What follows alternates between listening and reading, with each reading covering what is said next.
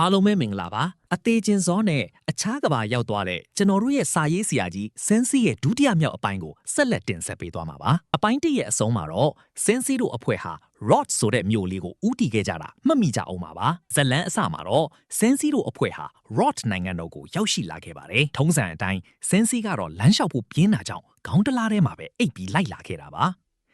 သူတို့ရောက်ချင်းမှာပဲ Rod နိုင်ငံရဲ့ဘုရင် Thomas နဲ့သမီးတော်မင်းသမီးလေး Charlotte တို့ရဲ့ရှေ့မှောက်ကိုခေါ်ယူခြင်းခံလိုက်ရပါတယ်။ဘုရင်ကြီးကသူ့ရဲ့အရိုက်အရာကိုစက္ခံဖို့အတွက်မင်းသမီးလေး Charlotte ကိုလက်ထပ်ပေးဖို့ပြင်ဆင်နေတာပါ။တတိုးသားလောင်းကတော့2ယောက်ရှိပါတယ်။တစ်ယောက်ကတော့အင်အားကြီးတဲ့စစ်သူကြီး Gomez ဖြစ်ပြီးနောက်တစ်ယောက်ကတော့မင်းသမီးလေးရဲ့ငယ်တငယ်ချင်းဖြစ်သူဂီတပညာရှင် Otto ပါဘုရင်ကြီးကစင်းစီကိုဘသူကပို့ပြီးတင့်တော်မလဲဆိုတာမေးတဲ့အခါမှာတော့စင်းစီက2ယောက်လုံးကိုပယ်ချလိုက်ပါတယ်။ဒါအပြင်သမီးဖြစ်သူရဲ့စန္ဒကိုမမီးပဲအတင်းအကျပ်ရွေးခိုင်းနေတဲ့ဘုရင်ကြီးကိုလေအုတ်ချုပ်သူတစ်ယောက်အနေနဲ့မထိုက်တန်ဘူးလို့ပြက်ပြက်သားသားဝီဖန်လိုက်ပါတော့လေ။အဲ့ဒီညမှာပဲဆန်ဆေးဟာမင်းသမီးလေးရှာလော့နဲ့ရေကန်ဘေးမှာဆုံတွေ့ခဲ့ပါတယ်။မင်းသမီးလေးကသူမရဲ့စိတ်ထဲကဝေခွဲမရဖြစ်နေတဲ့ခံစားချက်တွေကိုရင်ဖွင့်တဲ့အခါဆန်ဆေးကသူမရဲ့ဘဝကိုတခြားသူတွေဆုံးဖြတ်တာမျိုးအခွင့်မပေးဘဲကိုယ်တိုင်ရွေးချယ်ဖို့အားပေးခဲ့ပါတယ်။နောက်တစ်နေ့မှာတော့မင်းသမီးလေးရှာလော့ကအားလုံးကိုအံ့ဩသွားစေမဲ့ဆုံးဖြတ်ချက်တစ်ခုကိုကြေညာလိုက်ပါတယ်။အဲ့ဒါကတော့သူမဟာဘသူ့ကိုမှလက်မထပ်ဖဲဆန်ဆေးနဲ့အတူအဆုံးစီရင်မယ်ဆိုတာပါပဲ။ဒါဟာသူမအနေနဲ့အတင်းအကျပ်ရွေးချယ်ခိုင်းတာကိုညှင်းဆန်လိုက်တာလည်းဖြစ်ပါတယ်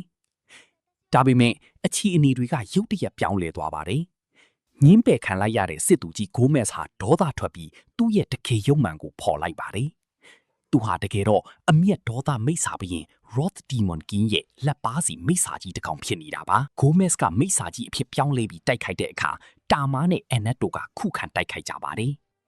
အဲ့ဒီအချိန်မှာဆန်စီကတော့မိစာကြီးစီကိုအေးအေးစီစီလမ်းလျှောက်သွားပြီးငါတို့2ယောက်လုံးကိုအခုပဲတတ်ပြီးပါလို့တောင်းဆိုလိုက်ပါတယ်ဒီလိုအတီခံဖို့အစဉ်သင့်ဖြစ်နေတဲ့ဆန်စီရဲ့အပြုတ်မှုကိုမြင်တဲ့အခါမှာတော့မင်းသမီးလေးရှာလော့ဟာသူမတခေတမ်းမတီချင်သေးဘူးဆိုတာကိုသိရှိသွားပြီးသူမရဲ့ပြည်သူတွေကိုကာကွယ်ဖို့ဆုံးဖြတ်ချက်ခိုင်မာသွားပါတော့တယ်မင်းသမီးလေးရဲ့စိတ်ဓာတ်ခိုင်မာမှုအန်နက်ရဲ့ကာကွယ်ရေးမှုနဲ့တာမားရဲ့ပြင်းထန်တဲ့တိုက်ခိုက်မှုတွေကြောင့်မိစာကြီး Gomez ကိုအောင်မြင်စွာနှိမ်နင်းနိုင်ခဲ့ပါတယ်ဘုရင်ကြီး Thomas ကလည်းသူ့ရဲ့မှားယွင်းတဲ့လုပ်ရအတွက်သမီးဖြစ်သူကိုတောင်းပန်ခဲ့ပါတယ်ရှာလော့ကတော့လက်ထပ်ဖို့ကိစ္စကိုခက်တရက်ဆိုင်ထားပြီးနိုင်ငံကိုဦးဆောင်မဲ့မင်းသမီးတစ်ယောက်အဖြစ်တာဝန်ယူဖို့ဆုံးဖြတ်လိုက်ပါတယ်